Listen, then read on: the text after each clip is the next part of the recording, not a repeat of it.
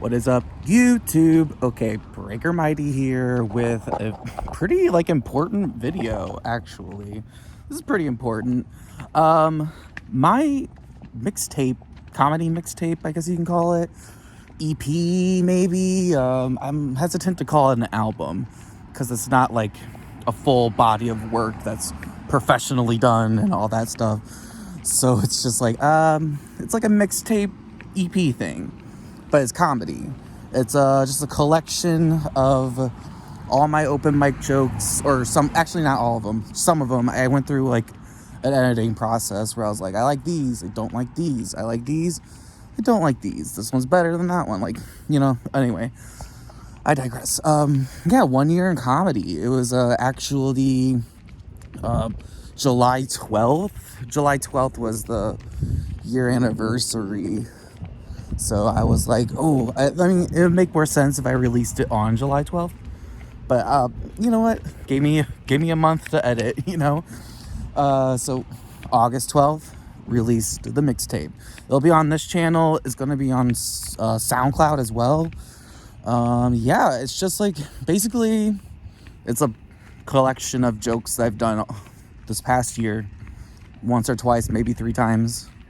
And I really like them, and it really reflects my 1 year. And hopefully my year 2 can show some growth, and maybe this year 1 project can lead to people putting me on a show or something. Who knows? Like, throw me on your podcast. I don't know, like, you need help writing something, you want a little punch joke thing, hit me up. I write comic books. 1 year, wow, it's been pretty crazy, actually. I really enjoy it. Even when I'm bombing, it's like kind of fun. I mean, it doesn't feel good to bomb, but it's also like, you know what, next time we'll do better. It's like, it gets me fired up of like, well, that was not good, but we could just regroup and do better. Like, take a week off, reframe your brain, and just try better. Or maybe it was just a bad night, who knows.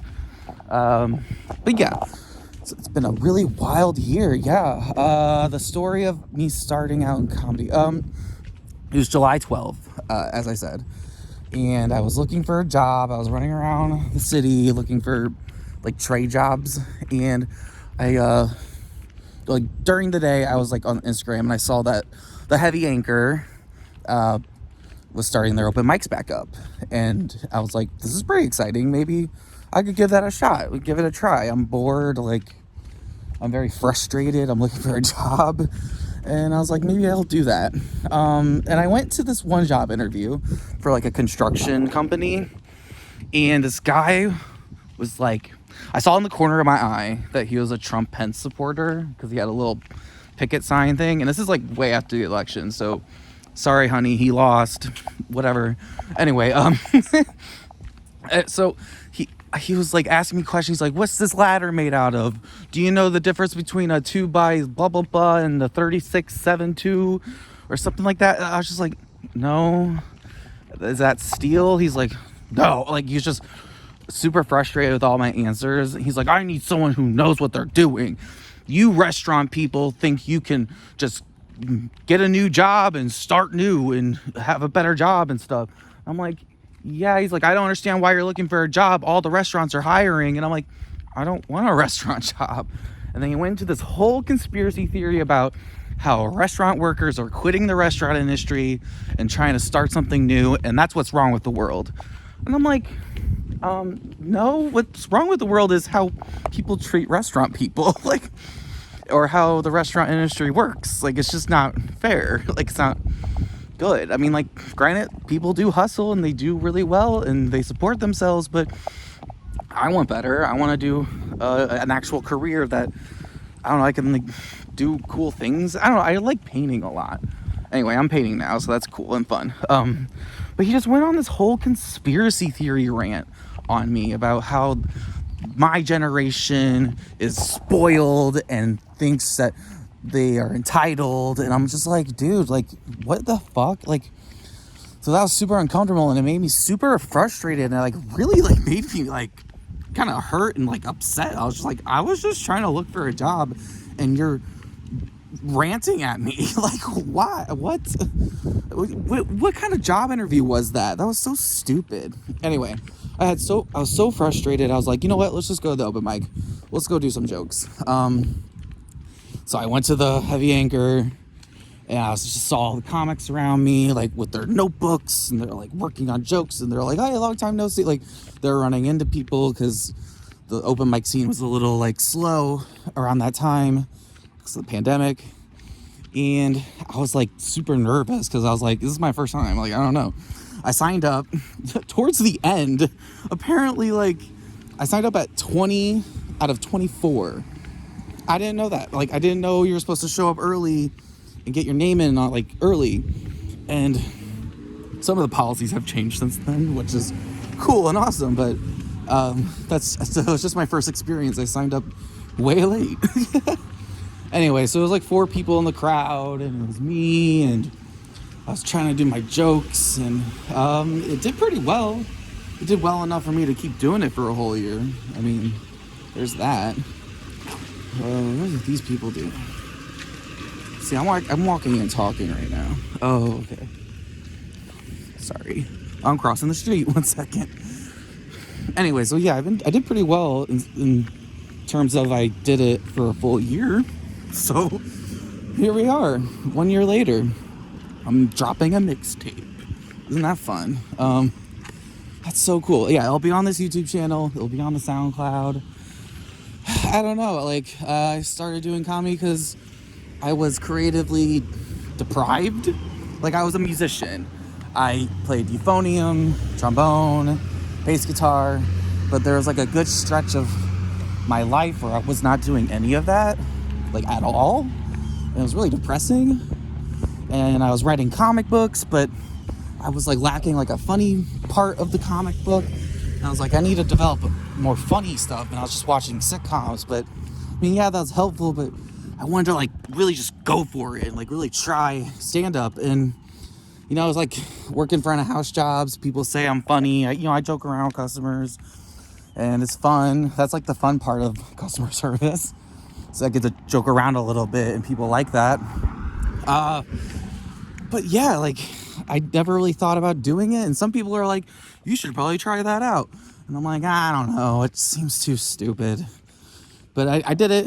And I always like rewatched a lot of like Jen Kirkman's Netflix specials.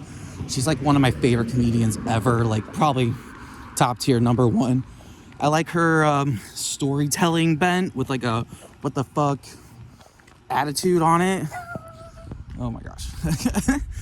I also like I watched Kill the Messenger by Chris Rock a lot. Like that's another one of my favorites. Love Kill the Messenger. Shut the fuck up, dog. Anyway. Shut the fuck up. I'm leaving. God damn. I also really like Robin Williams. I remember before he died in like 2013, I think, that like I was on a huge like Robin Williams kick. I was just watching a lot of his stand-up, a lot of like his interviews and all that stuff.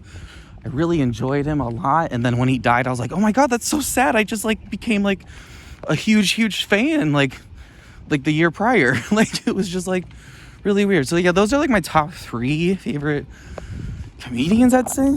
I don't know. It's just been a wild year. I emailed Jen, and she read it and like gave me like a little like, you know, not I guess like encouragement, I guess you could say. I don't know. I screen recorded it. She read it on her podcast, and I was just like geeking out. I'm like, oh my gosh. And she's just like cracking whips on it back and forth. Like, I'm like, wow, it's like we're responding. I also like emailed her a couple other times, and she's responded back. She doesn't have to do that, but that's just so cool of her. Like, she's my favorite comedian, and she's like giving me like, not like advice or anything, but like, just like, you know, a response, an encouraging response. And it's just so awesome. I don't know. She's my favorite. What else?